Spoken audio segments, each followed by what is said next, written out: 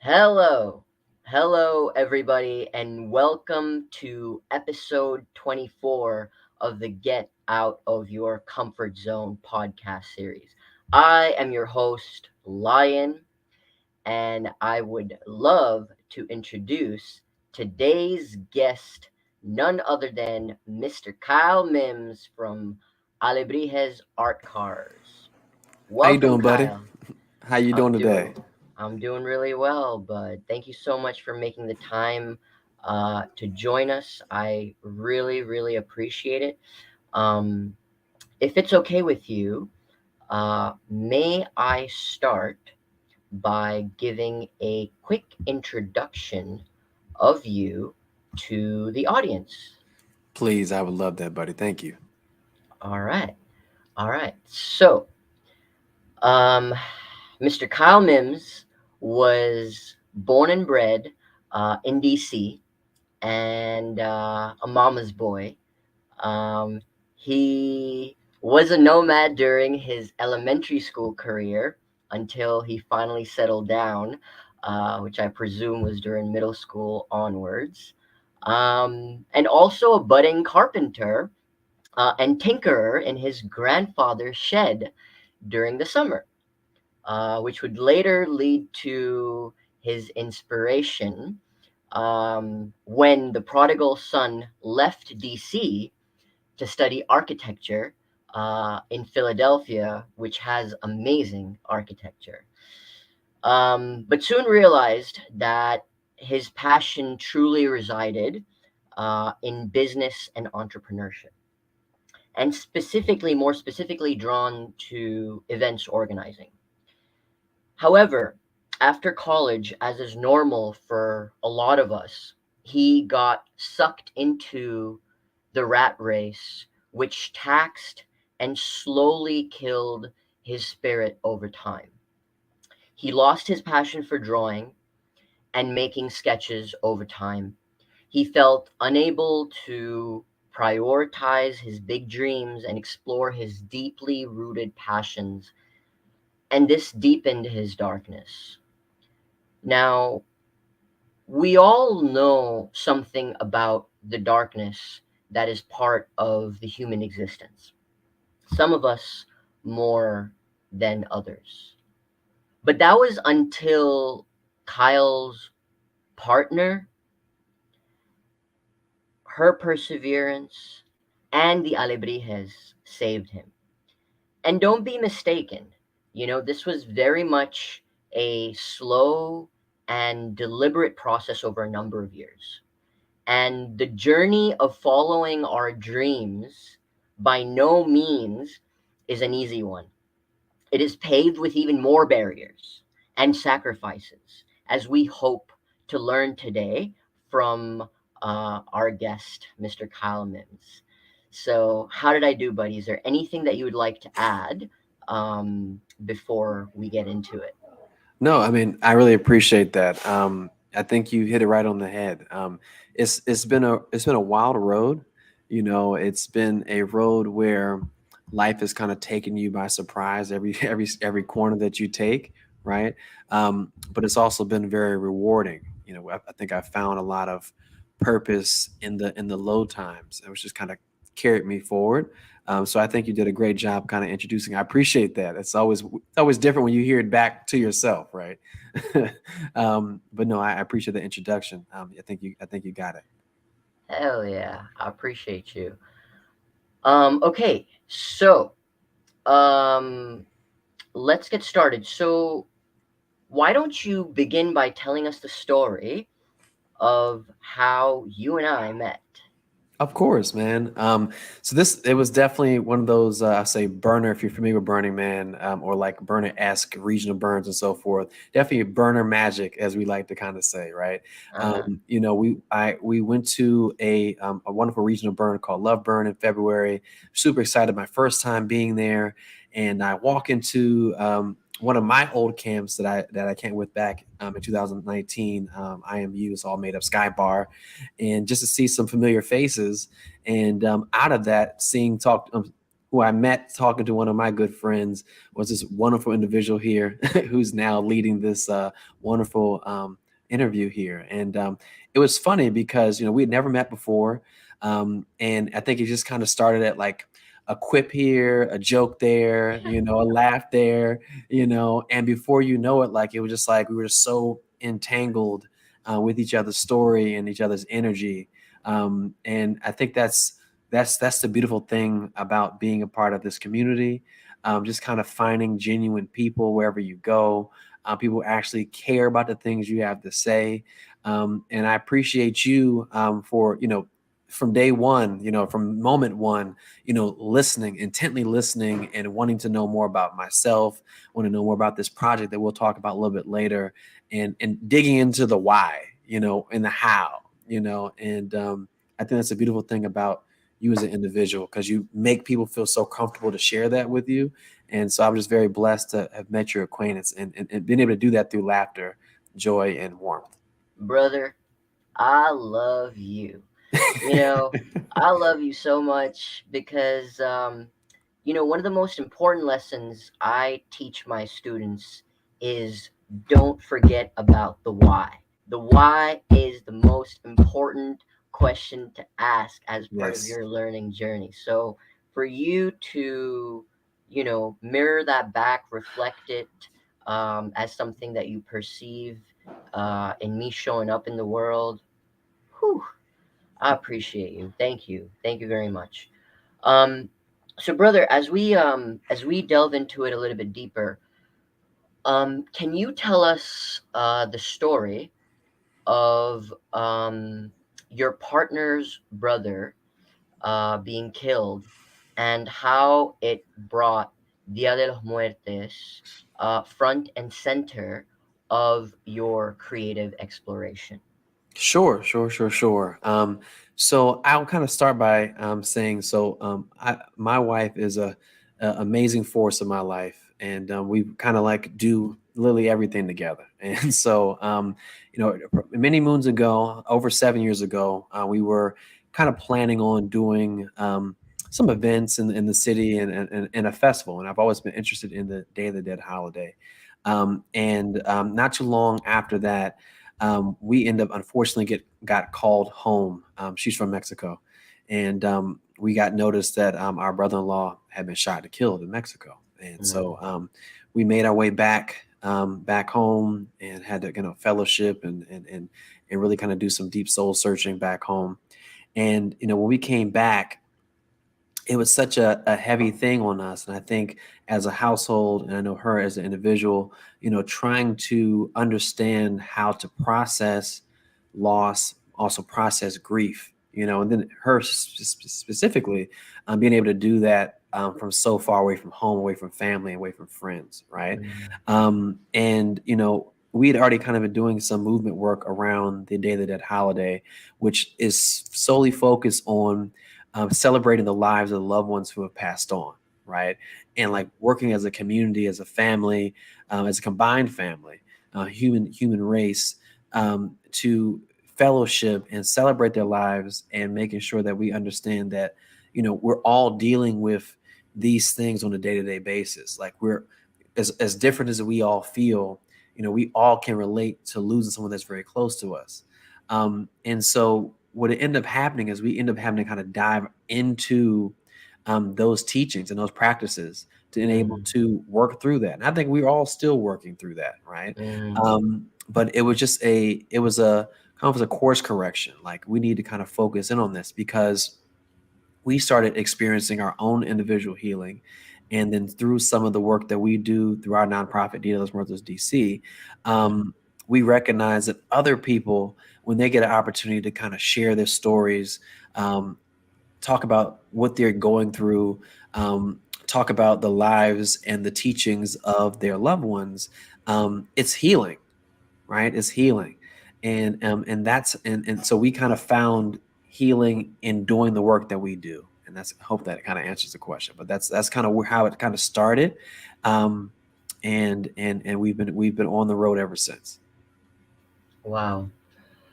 Um, Tragedy can be an impetus or an catalyst for something so powerful that ends up being a source of light for everyone around us. So thank you Yes. for reminding us of a very important life lesson. In the interest of our audience members who might not have as much of a background, foundation, cultural context, um, could you spend a little bit of time elucidating, sort of the cultural tradition of Dia de los Muertes, um, and then Alebrijes, Sure. and how the two are connected with one another for our benefit, if You you got it, miss. It's my absolute pleasure to do so. hell yeah. So, Dia de los Muertos, or Day of the Dead, is a holiday that's celebrated between October 31st and November 2nd. Okay, so the first day you kind of come out, and you come out with your community, your families, to grieve um, and give thanks for the lives of the loved ones that you've lost. And so the first is really mostly spent because you start on like right before midnight on the 31st, and then you go into the November 1st, which is in celebration of the adults, and as you go into November 2nd is in celebration of the lives of the children who have passed on.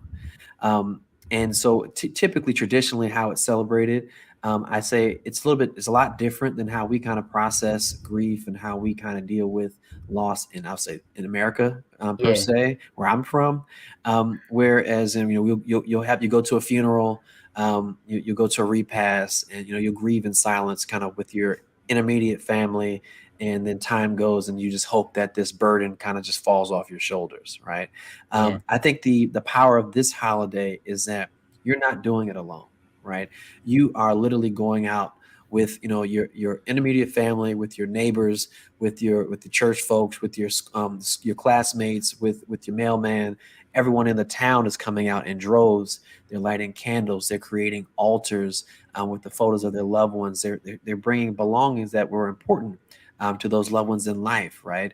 And they're actually making a journey and a trek to the cemetery. And like unlike most times when you kind of visualize a cemetery, it's very solemn. It's mm, very open and quiet, and not a lot of people there. But this time you can imagine your entire city kind of all making the pilgrimage to the cemetery, food, music, just a matter of joy. mm, And so it's kind of a complete 360 to what, excuse me, 180 to what we kind of imagine the grieving process being, because instead of you sitting, I mean, there are definitely tears shed, there's definitely pain felt. But I think the belief and the understanding is that, you know, during this time, during this holiday, this is the time where your loved ones, their souls are able to come back and actually fellowship with you. So while you're out there and with your group, with your family, like they're with you, they're partaking in those foods that you brought to the altar. They're listening to the music that you curated just for them, and it's special, because a big portion of this is all about maintaining memory. As long as you have someone to remember you, you actually never leave this earth, because as we believe, is energy is forever, right? And we just kind of transform from this physical form into our spiritual form. And making sure that stays center to everything that you do, it's powerful, right? Because you understand in doing so that you are continuously walking with your ancestors. You walk within their power, and they're energizing you to make the right decisions, right? To guide you through life. And it's just it's such a great feeling to experience, because you don't feel as though you've truly lost, right? It's a continuation. And so that's pretty much the holiday overall. And it's just very important. So it's celebrated in Mexico. It's celebrated throughout Latin America. It's actually mm, celebrated throughout the world. And it's something that we especially like to share, because we think that it's a lot of power in the traditions, right? Um, and from my perspective, just like I said, being a native Washingtonian, mm, from the U.S., it's always been very difficult to understand and talk around loss, right? We Mm, experience it every day. But typically, when you lose someone, like your family doesn't talk about it. It's very quiet. If you, especially as a male, if you're showing emotions and you're crying, you're really carrying something heavy on you, you're looked down upon because it looks like as weakness because you're actually emoting. So you kind of get forced into this society that tells you that you just kind of need to bottle it up. And that leads to a lot of different things. It leads to depression, it leads to alcoholism, it leads to drug abuse, drug addiction, it leads to domestic violence, and all these other ways that these things that we carry every single day that are so, so, so heavy, they need a place to go, right? mm, And we're not taught in our society to release. It's just as of maybe the last 5 years that mental health has really been a really big headline in the news and the media and so forth. So it's just really important that we focus on these things because if we're able to unpack them, we're able to process these things together and help each other through it. It's different when one thing I'll say, and hopefully I'm not going off on too much big of a tangent here. Maybe Um, keep going. okay, Tangents are magical. Okay. okay, perfect. So like I said, we do a lot of work in the community, and so we've done some community discussions. And Mhm, so you walk into a group of 30 people, and they're all strangers, right? mhm, And within, by the time you leave there, like you're looking across the room, and you're like, oh, that's my sister, that's my brother, because mm, you start hearing someone's story, and you're like, wow, like I really thought I was the only one going through that. Like we go through life thinking we're the only ones carrying so much, and that it's impossible to carry by yourself. And so when you start speaking it, you start communicating, you realize that there's so many other people dealing with some like similar things that you are, and that they can either give you guidance or you guys can work together to kind of persevere and work through that, and you build community that way, and those are lifelong bonds at that particular point. So that's powerful, right? And hell so yeah. to transition that into Alebrijes, so if you go back into kind of like history and how Alebrijes even came about, they are pretty much a dream of a famous Mexican artist who actually one day dreamt these fantastical creatures that are basically combinations of very different elements, very different elements, animals, and they're really beautiful and vibrant. And when he woke up, he actually woke up screaming "Alebrijes, Alebrijes." Never heard the word before. Like he woke up screaming it, and what he channeled was like these were like spirit representations of spirit guides, right? And so the common belief that these spirit guides are guiding you in life as well as in death, right? So as you kind of go through life, you're trying to figure out which way to go. You're trying to figure like why this is not working for you, and somehow it just all kind of works out. The belief is like you have an alabrije kind of guiding you through that, right? And then when you pass and your soul has to make its way to the afterlife, um, these fantastical creatures are the ones that are kind of there to kind of illuminate the way to get you there, safely. And so it was just a really beautiful connection there. And what we are setting out to do in our project, which we'll talk about, Mm, is to communicate that healing, right? To communicate that unity within humanity, right? We have a saying that if we're all the same in death, we all must be the same in life, right? yeah. Communicate that in a way that folks who come from all over the world, like, when they come to a crazy place like Burning Man, or they come to a crazy place like DC, or, another country, and all coming together in one place. Um, you start recognizing like we have so many things we focus on our differences, but we are one people, and we want to kind of basically package that in a way that we're showing we're kind of showing people that similarity, showing people that unity, and being able to come together and do that through art and music. So Yeah. We are one people, and, sort of, um, death is a great way of reminding us of that and the grieving process. Thank you for sharing that in that way. Um, so I I'd really love for you to recount your magical, mystical experience related to, sort of the first Dia de los Muertes benefit that you were a part of leading and organizing. So paint us a picture of the context, and then please tell us the story of the experience you had with your deceased friend's family member. Sure, sure. So again, 7 years ago, it doesn't seem that long ago, but time has definitely flown. Again, my wife and I, we set out, we wanted to do an event, and there's a lot of things going on. So we talked about kind of like the death of our brother-in-law, but also Yeah. we were also dealing with is, around the time of our first festival, um, it was the earthquakes in Mexico that happened, and also Hurricane Maria. And so we set out to do this for-profit event, and quickly realized, like, my wife was like, "There's no way we can do this Mm, for-profit event while there's so many people out here suffering, right?" And so we need to kind of do a benefit to raise money to kind of help those causes. And so that's kind of where it all kind of came together. And so we kind of put a call out to the community, "Hey, we need a venue," and we got provided a venue. "Hey, we need artists to come out," and artists came out and volunteered their time, their talents, their skills, and it was small. It was out of a pop up shop, and it kind of became the base for a lot of great things that we'll talk about later. mm, Um, but this was the very first time that I actually had a chance to kind of celebrate the holiday as a native born American, right? Um, and so it was like I didn't recognize the power before this day, and I think that's what we're talking about here.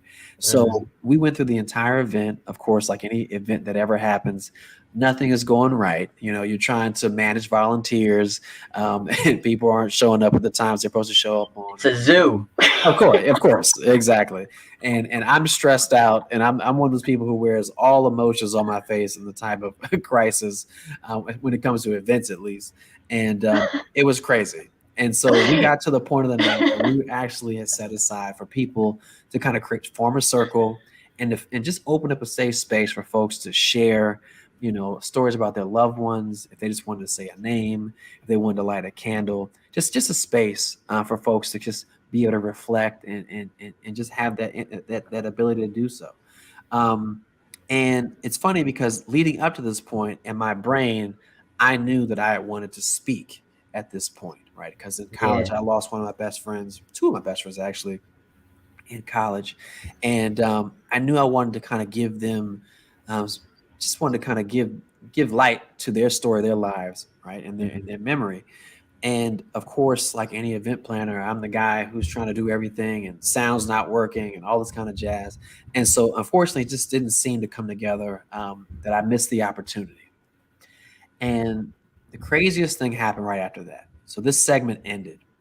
And within minutes of this segment ending, and I'm fooling with the speaker in the back of the room, in walks the mother and the sister of one of my very close childhood friends who had passed away. Mm, His name is Justin Holman, and I hadn't seen his family since his homegoing services, mm, and so of course, I drop everything that I'm doing and I go greet them at the door, and I go to hug his sister, and then I turn and I go to hug his mother, and at this point, this overwhelming presence just consumed my body. Like when I embraced her, I felt him hugging me through her. mm, And I had never experienced anything in my life like that, to a point where instantly I had to release her and like kind of like excuse myself and jet out the building, to where it was like pouring down thunderstorms outside because I was bawling, like the full release of emotions uncontrollably. And I do not cry. If anybody knows me, I'm not a crier. And but I couldn't stop it, right? And in tow is my wife right behind me. mm, She's like, "What's going on? What's going on? What's going on?" It's like, I can't explain it to you. Like I feel him. I felt him, you know. And at that very moment I recognized the true power of this holiday, right? Like I had a personal experience that validated the fact that like my loved one was with me on this day.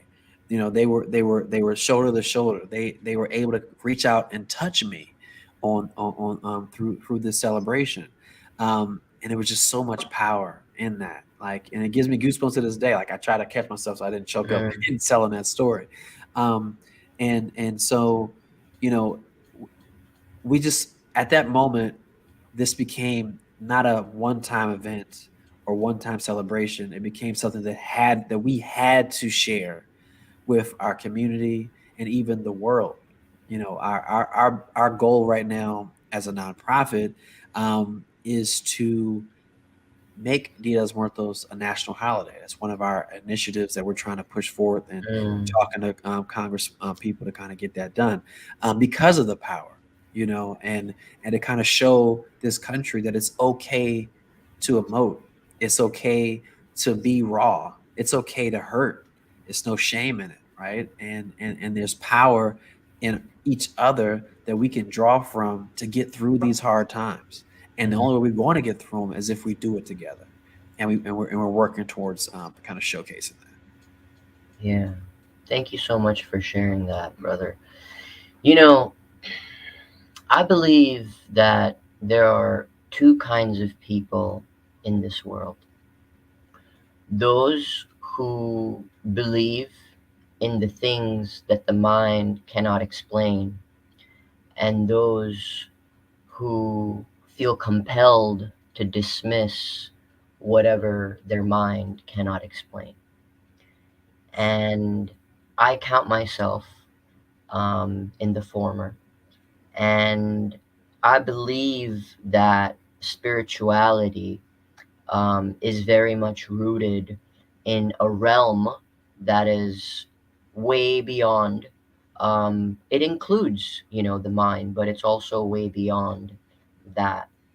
And I really appreciate you for sharing what you did, because I think it serves as a great reminder to those of us who are very strongly rooted in the mind, but have this quiet voice that wonders, is there more? Is there more? Is this all? Is there more? I'm here to tell you that if you are open, if you can cultivate the courage to start thinking outside the limitations of your mind, through, spiritual experiences of other people, that you trust, that you've cultivated trust with, well, then that could be one way that you could expand your horizon and serve to look beyond, you know, the faculties of your mind to more deeply root into yourself as a spiritual being. So I'm very grateful to you for sharing that, brother. Um, so let's shift gears a bit Sure. and talk about Burning Man. Okay.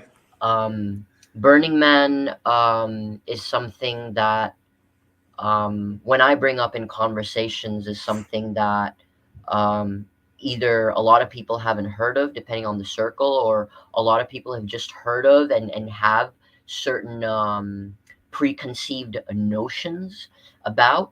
But what I'm most interested in hearing from you is, what is your perception of Burning Man?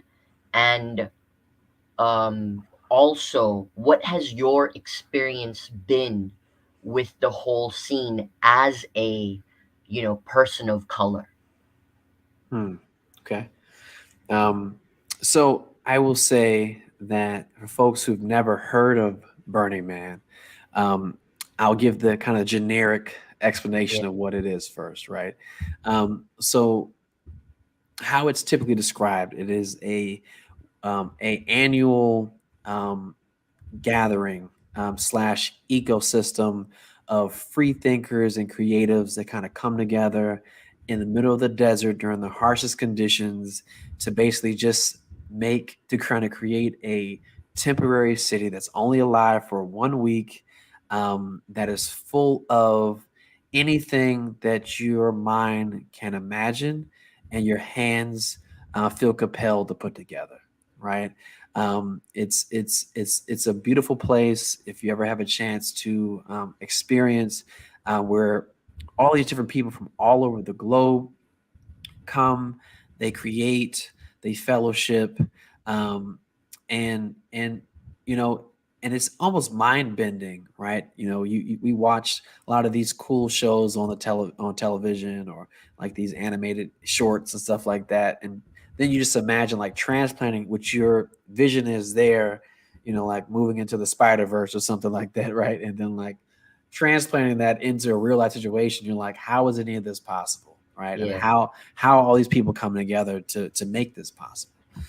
So that's kind of the high level of Burning Man. If and I say that to the fact that anyone who the founders would kill me, or any of us where we would ever list it as a festival, because it's not really a festival. It's definitely more than a festival, but it is a place where you gather to experience art, you experience music, and in many ways you experience healing. Yeah. It's funny, the parallels, of stuff we're talking about with like Dia de los Muertos, because at Burning Man there's a temple, right, where Mm, folks gather and like come and post pictures and leave messages for their loved ones that have passed on, and pay tribute and pray and just meditate or just hold space in silence.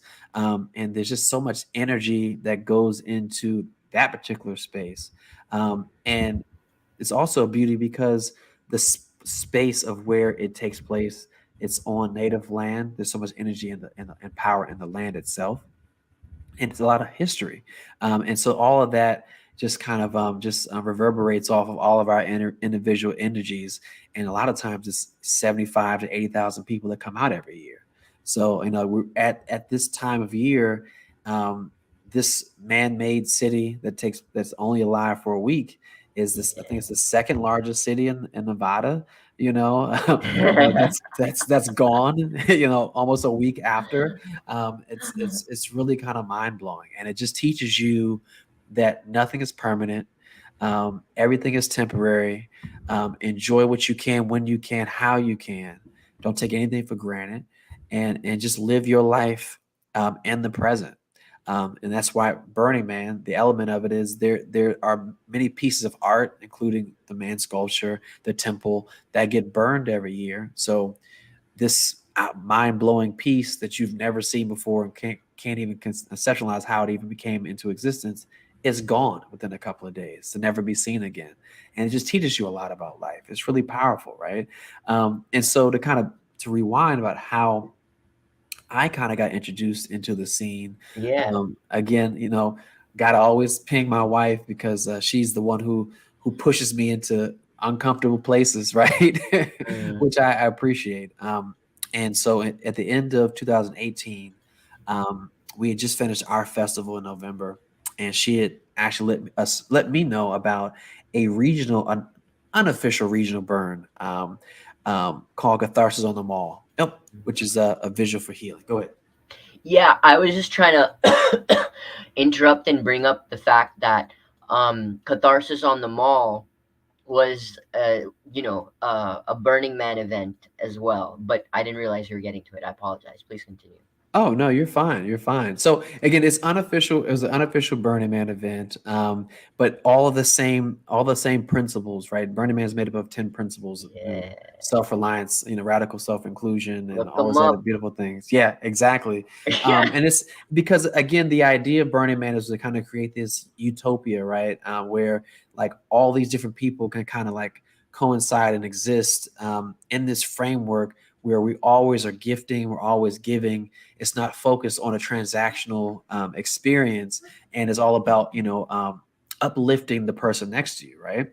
Yeah. And also doing that while also taking care of the earth, because you're not supposed to. It's all about not like zero trace, Yep. which is also a beautiful concept, especially in the world that we're living in, and all the stuff with climate change and you know uh, all the killer whales attacking boats and wildfires and earthquakes and everything else that's happening every day that we're dealing with now. So anyway, so going back to catharsis, she let me know, have you ever heard of this thing called catharsis? I'm like, no, never heard about this. She's like, well, there's this really cool event that takes place on the National Mall, and it's a visual for healing, and I really think we should participate or reach out to them. I'm like, okay, cool. And then she comes back a couple weeks later. So I've done a little research, and I think we should participate. I think we should do a theme camp. We should do an application, do a theme camp. And I'm like, I know I'm not a burner at this time. I'm like, what the hell is a theme camp? And she's like, oh, it's like Burning Man. I'm like, I don't know what Burning Man is. But she's like, okay, look it up, YouTube it, right? And so, of course, I hop on and I start looking up theme camps, look up Burning Man, and my eyes just go wide. I'm like, wow. I'm seeing all Mind the blown, lights, baby. lines blown, right? You see all these lights and these giant 50-foot sculptures in the middle of the desert and people riding bikes and like it's just like Mad Hell Max on yeah. steroids, but beautiful and like really curated really well. And it's like, what the hell's going on? And I start looking out, I'm like, okay, like I think I could do this, right? And so we set out to build a theme camp. And so what we do, the plan was to create a Mexican plaza on the National Mall, which was complete with a 30-foot cathedral facade that I built in my backyard. We had storefronts that kind of represent like small tiendas, like little stores that would kind of neighbor the plaza. And then we had a center stage where we just really kind of pumped out Latin music, African American ethnic sounds, and so forth, which is really, really beautiful. And really one of the first times they actually had a lot of that brought out to the mall in this container. And so, and it was a crazy undertaking, and but it was really well worth it. But I say that to say this is when I knew that we were on to something powerful. Yeah. We entered a powerful community because we set out, we put an application in literally like maybe a month before it was time to be out there. They had a mixer they planned at one of the local establishments here. And from the very time we stepped foot in the door, they were like, oh, you guys are Dia los Muertos? Wow, like we really enjoy your project, X, Y, and Z. And it was like, how can we help? What do you need? What resources do you need? Like, who can I call? Like from day one.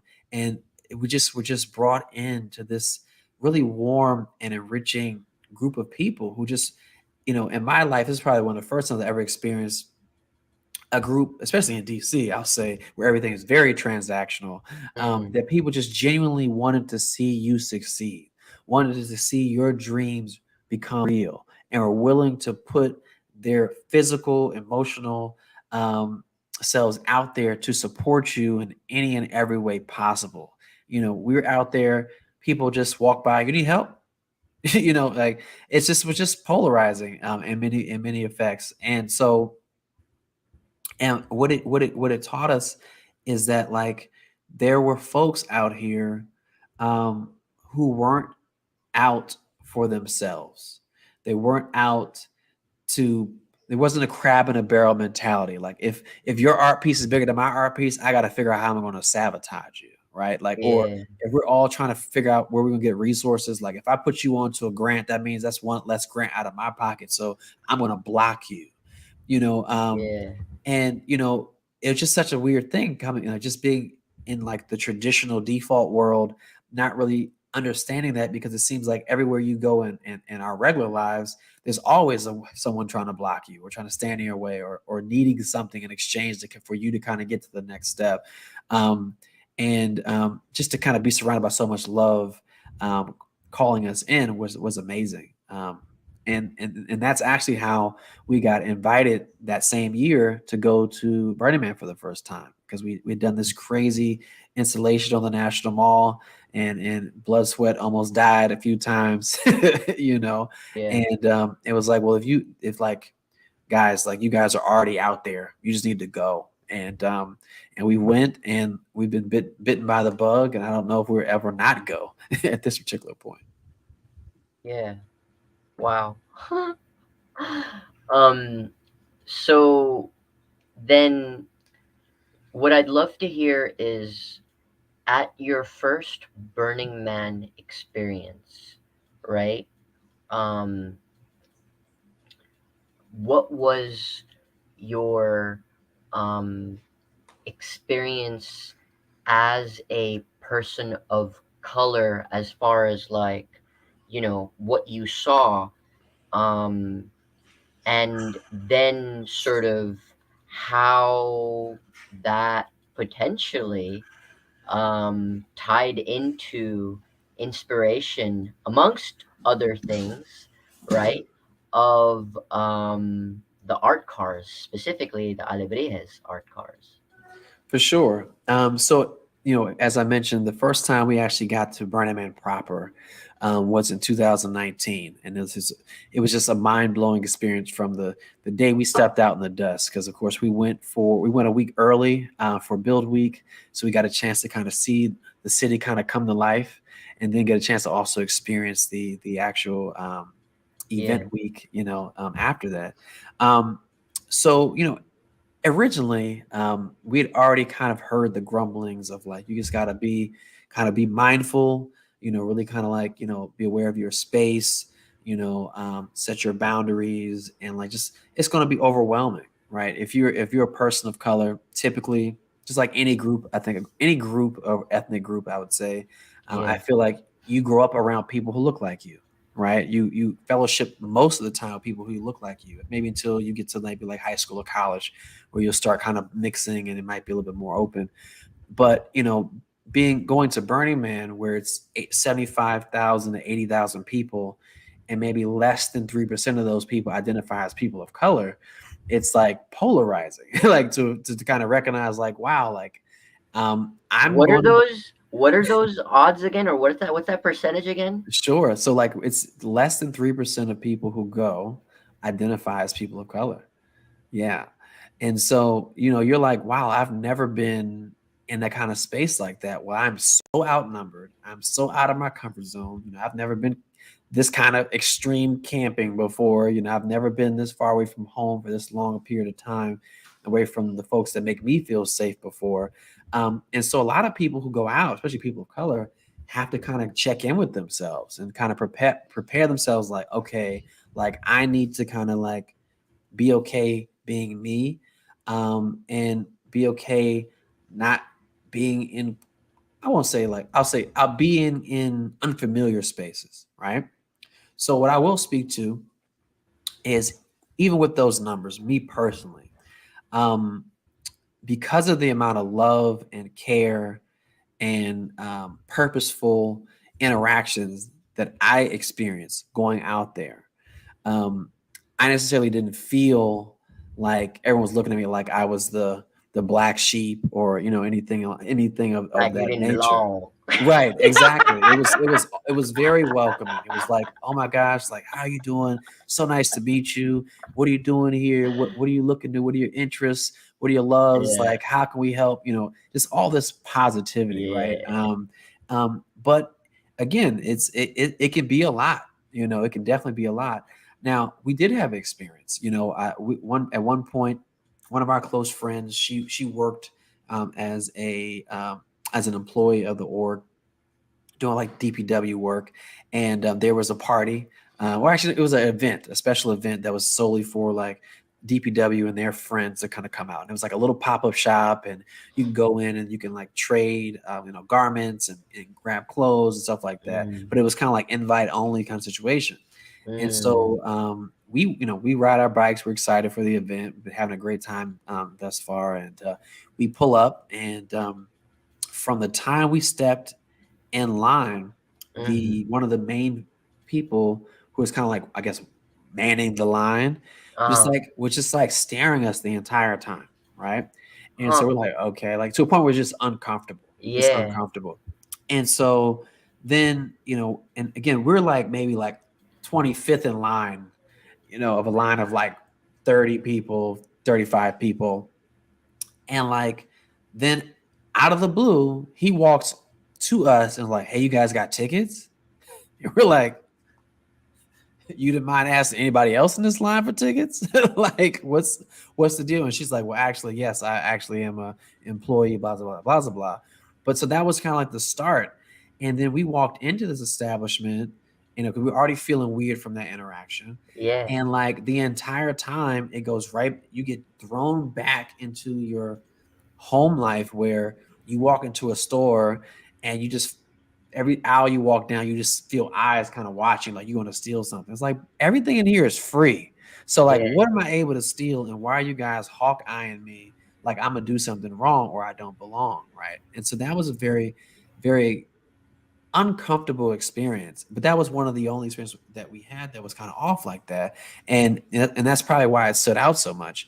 And so not too long after that, like a day or so after, there was actually organized march that was planned, Mm, that was centered around um, broaching conversation about radical inclusion, right? And yeah. how at 80,000 people, why are we only at 3%, right? And like, Yeah. understanding what those barriers are for people of color to kind of get in, whether that's, culturally, whether they know about the event, whether they can afford to go to the event, whether there are programs that, or like art programs. We have so much talent to kind of share and so forth that are available, and kind of and it's kind of creating that bridge.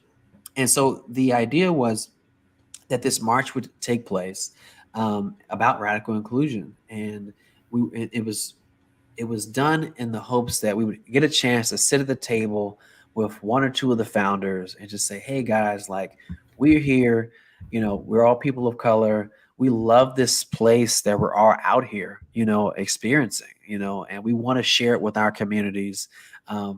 But there is work that needs to be done to bring us out here, and to like spread the word, and make it feel safe for us to kind of be out here, and unfortunately, we weren't able to get the ear of the founders at that particular point, which was very, very, very sad at that time.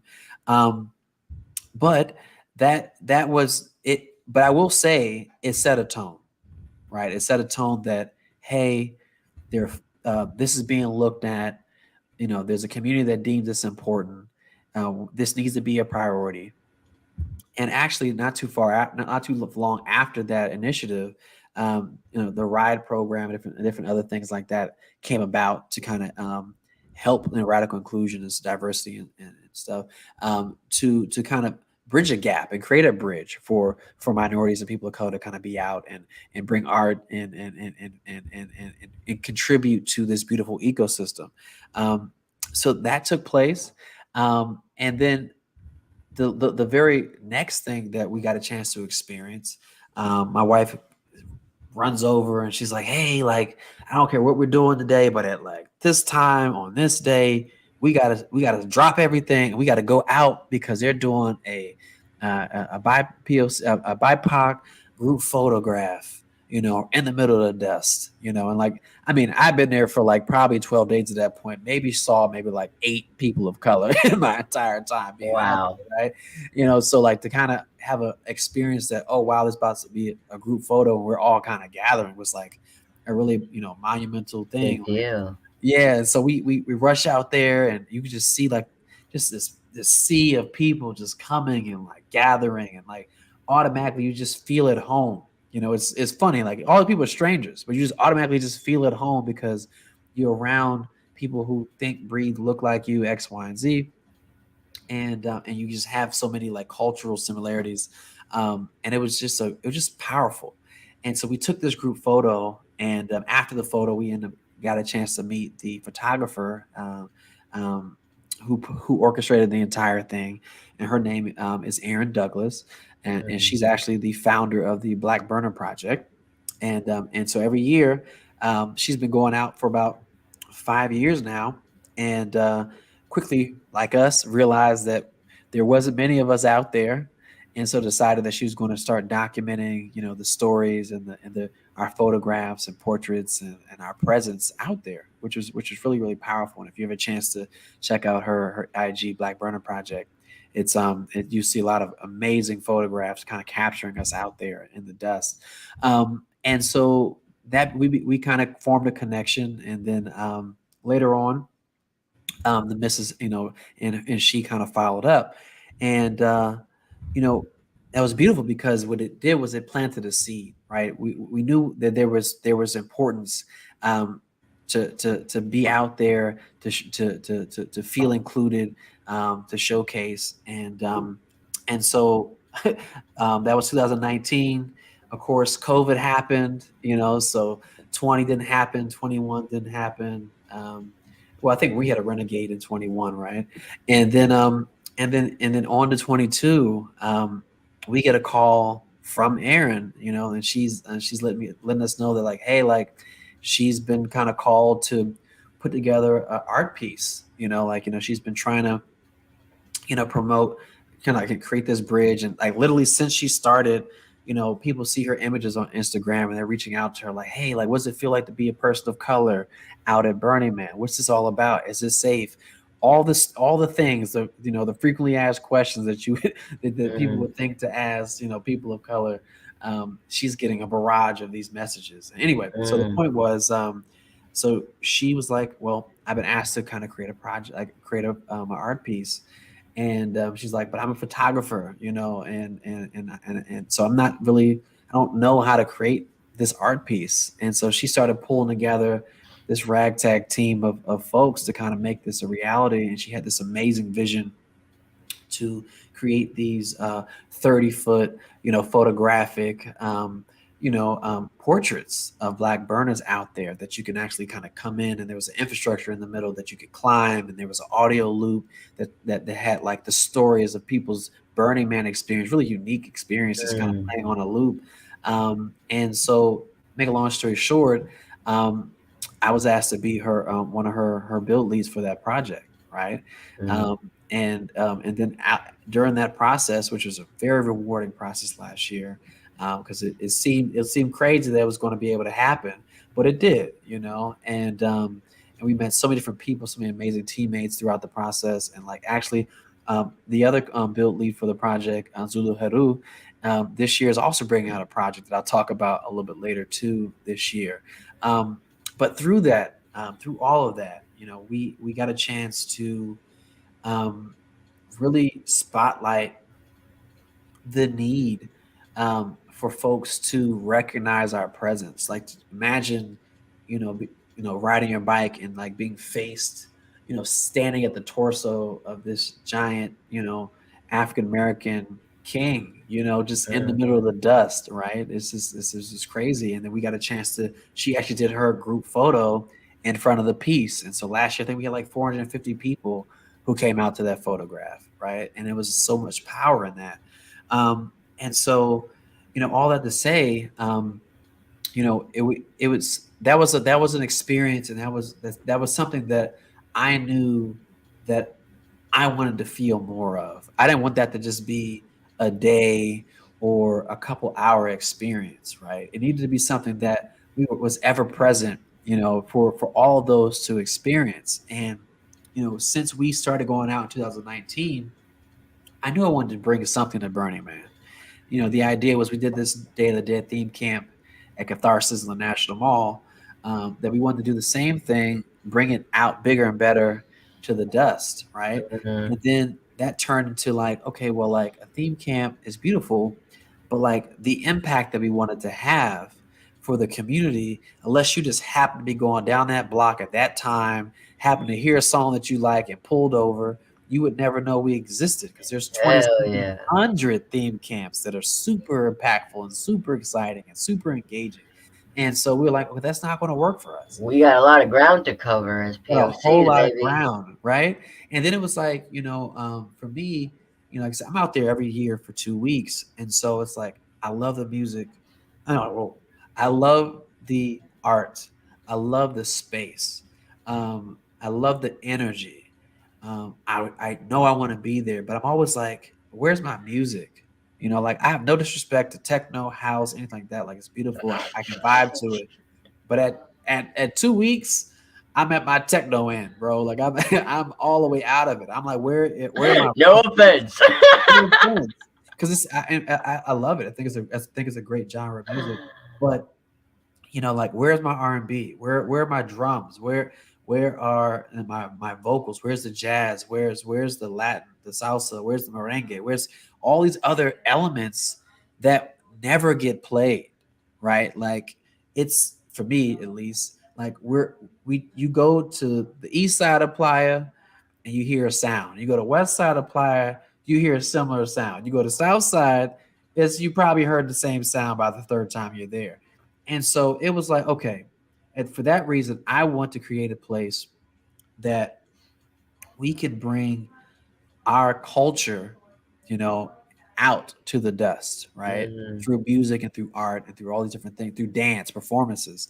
And so we're like, okay, we're gonna do a sound stage, right? Let's do a sound stage.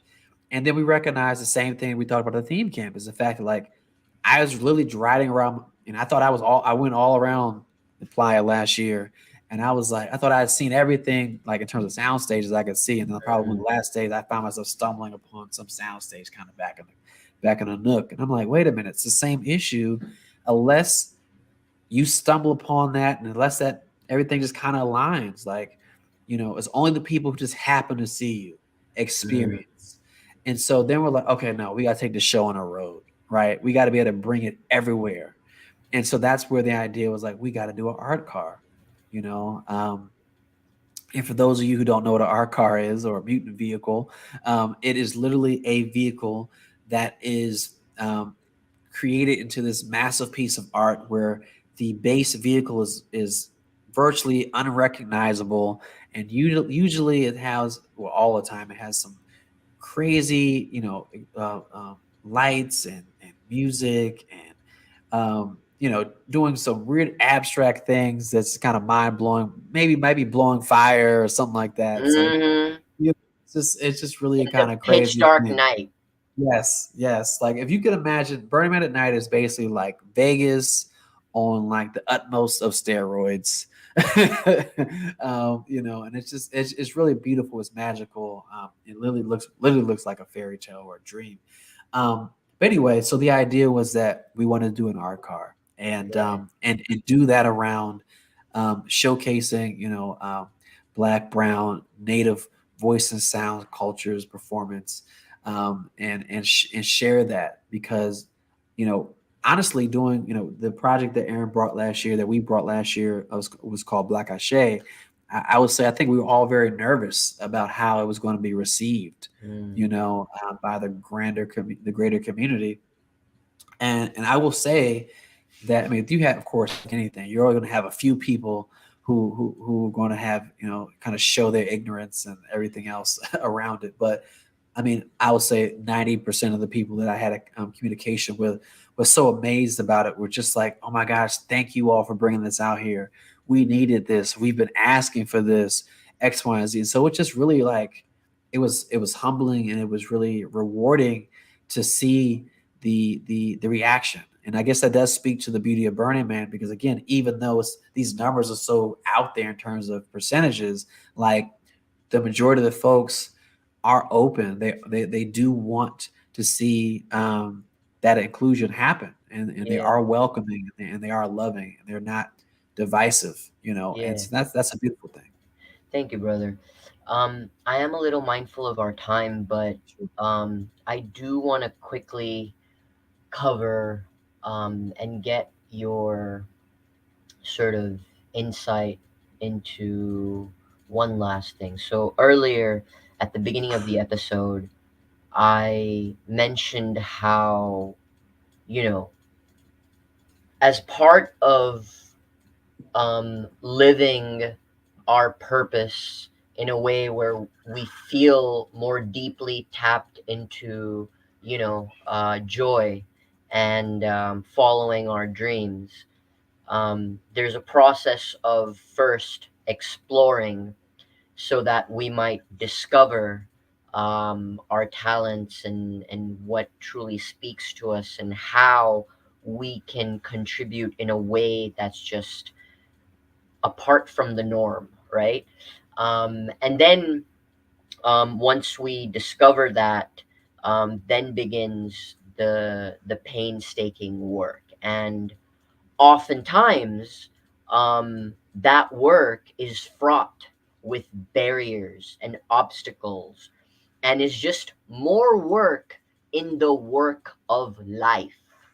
Okay, it's just more work in the work of life. You got a job, you got a family, you know, and you're piling this on, but it's your life's work.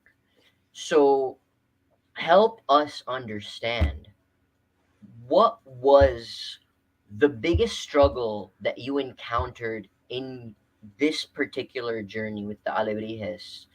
um yeah, just enlighten us on the biggest struggle that you faced. We don't have to talk about how you overcome it, just, because we know you're gonna persevere. You ain't stopping, but what has been the biggest struggle? Yeah.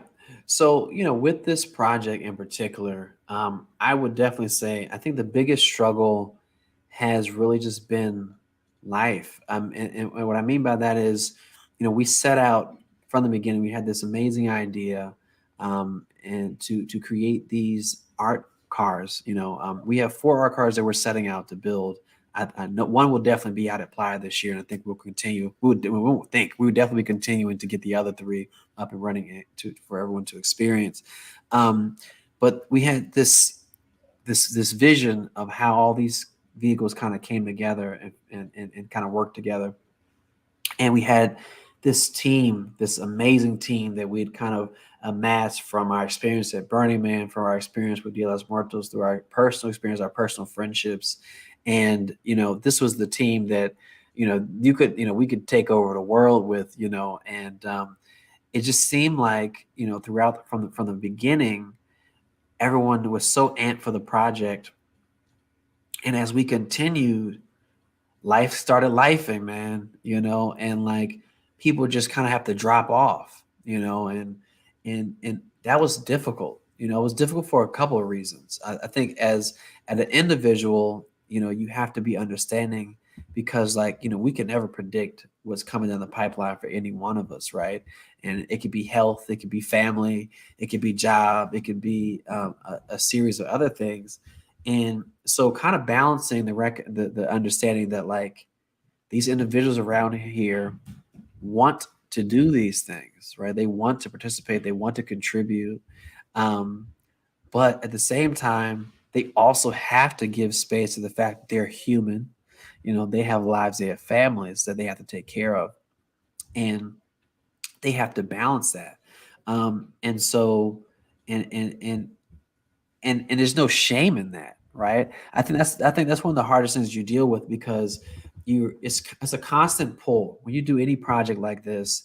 It's a constant balance. It's like, cool, well, if I'm at home with my family today doing the dad thing, then like who's in the shop, like who's welding, like who's picking up material, or if I'm doing that, who's running logistics or project management or trying to fundraise and do all these different layers of this sole project, who's doing it, right? And I think the hardest thing is trying to find a balance where you can be 100% in all places, right? Mhm. Doing the impossible, like, so I think that's a constant struggle, because you're constantly at the risk of facing burnout. You're constantly looking for funds. You're constantly looking for energy.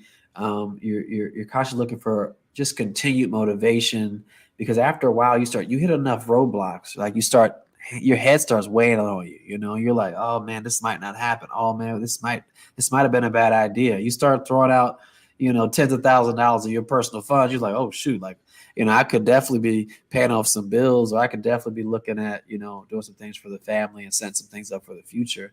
And you have to kind of keep checking yourself that I'm on the right path. You keep reminding yourself, why am I on the path? Right? Why is it important? What's the outcome? What is going to be the benefit when we kind of get through this? And so I think that's a big struggle, because I know for myself and personally, my analogy for myself, I'm a train. Okay, so like I'm very passionate. So like as soon as I got the idea, I'm rolling, I'm rolling, I'm rolling, I'm rolling, And you ain't and but stopping, baby. I'm not stopping. But you get enough things that that fall into the tracks. Yeah. Like that slow you down. It's hard to keep pushing. It's hard to kind of re-energize and kind of reach that same momentum that you kind of started off with. I think that we all deal with that as human beings. as artists, as creatives, and that's, I think that's everyone's struggle. And my wife and I were talking about this yesterday. For some reason, it seems like the last, maybe it's the tail end of COVID, and like folks kind of having to spend so many years by themselves and dealing with their Mm-hmm. own trauma and their own things. Like, people are carrying a lot, man. And that's why I think last year, Ariel will tell you, last year was a hard burn. I mean, it was definitely hot. It was definitely windstorms and everything, and dust storms and so forth. But it's so mostly it's just emotionally draining. People are just trying to come out of themselves, and we find that bleeding into this project, right? And people having to kind of pull it out of themselves to even show up for something that they want to show up for, you know. And so I think we deal with that. I think it's a balance, and you want the most, and you'll get the most eventually, but you have to be truthful to yourself. You have to own what your capacities are, and you have to be okay with maybe saying no or stepping back, right? Um, and the folks who have to pick up the slack also have to be okay with you doing that, and they have to be understanding, and because we're all family, right? And it's not going to help anybody for us to burn everybody down in the process of something amazing. So Mm-hmm. that's been a struggle. I would say just I find myself like, I'm the only one in this warehouse today. How many days left on this calendar? Holy crap! But we have a lot of great help, a lot of great support, and just happy to be about it. And and I'm not sure this is the last question for you. I did want to just quickly just kind of let people know what the project actually is, really quickly. That's okay. Go Um, for it. okay, so Alebrijes ART-CAR experience, right? So what is this? So basically, it is this Do I have to initiative. put you on a timer? You don't. You don't. I'm gonna make it Okay. really succinct. It's gonna be on it. Okay. So basically, we're setting out to create, in total, once we finally get done all the project, 4 art cars. There's a wolf. There's a owl. There is a lion, and there is a turtle, and they all represent the 4 elements. So you got air, water, fire, as well as earth. Right. And there's a lot of spiritual elements that kind of come into the background and the understanding behind that. And so the idea again is these spirit guides, when you get a chance to run up on one, board one, ride one, party around one, the idea is that these spirit guides are kind of guiding you to that safe space where you can feel free to, remember your loved ones. We're working to have, healing exercises and meditations and sound baths, along with music and along with dance performances, along with live vocals, different things that you're not typically accustomed to kind of seeing, Mm, and kind of showcasing the cultures of, like, black, brown, native folks. So you get that on the outside, and the outside is, ornated with, Aztec prints and patterns, and bright colors and lights, and then also with like projectors that are kind of mapping the ground around you, to kind of like transport you to these different environments, that they kind of get you into the realm of the Alebrijes, right? And then on the inside, there's actually 2 floors in each vehicle where you get a chance to kind of go into, and through you get through all different vehicles. You get a chance to go through the journey through the Mictlan. And the Mictlan basically is an Aztec belief that after you pass on, your soul has to go through 9 levels, and obstacles to kind of reach the afterlife. And so the idea is you'll go through these different floors and kind of experience some of those levels and environments and obstacles as individuals, right? And then the idea is that you'll, when you come out on final exit, after you get through the 4th vehicle, the 9th level is when you meet the gods of the afterlife. So you get a chance to meet them, and then you're kind of released into this span, this new realm, kind of reborn, and then you get a chance to experience the outside of the car, and when they form and they kind of come together, they kind of form this amphitheater where we're kind of pumping sound and energy, and we'll be passing out instruments for folks to kind of sound, to sesh, the jam sesh with, and just again create our own container where folks can come together and feel welcome and feel a part, right? And so we're really excited to be bringing this to you again this year. With funding and time, we're really confident that we're going to have one beautiful, amazing car for you all to experience this year. And the idea is that they will debut at Burning Man, and then we'll make the trek back across to the East Coast, and we'll be activating, throughout the DMV area, Washington D.C., Maryland, Virginia, and then take it on a tour throughout the country. So we do, please follow along, the project. Donate if you can. If you can't donate some time, donate your hands, your energy, or just your good love and grace towards the project. And we hope you get a chance to experience it in person. We're looking forward to sharing it with you. So Thank you, brother. thank Thank you. you so thank you so much for your presence and your time and your authenticity, um, and just sharing such deep aspects of, you know, the work of your dreams. Thank you, And buddy. yeah, and in conclusion, I just want to say that outsized growth in life only happens when you wake up to the fact that your choices control your physical and mental reality. Time and time again, we see the human spirit transcend suffering and life limitations and situations. And so many of us are caught up in the daily grind and consumerist lifestyle. But irrespective of your situation, you have the power to make small changes, however small changes which over time add up towards changing your destiny. Kyle is one wonderful example of someone who was caught in the corporate rat race despite having such big dreams and ambitions all through college. And it took a while. It took a long while. And I'm sure he paid a heavy price.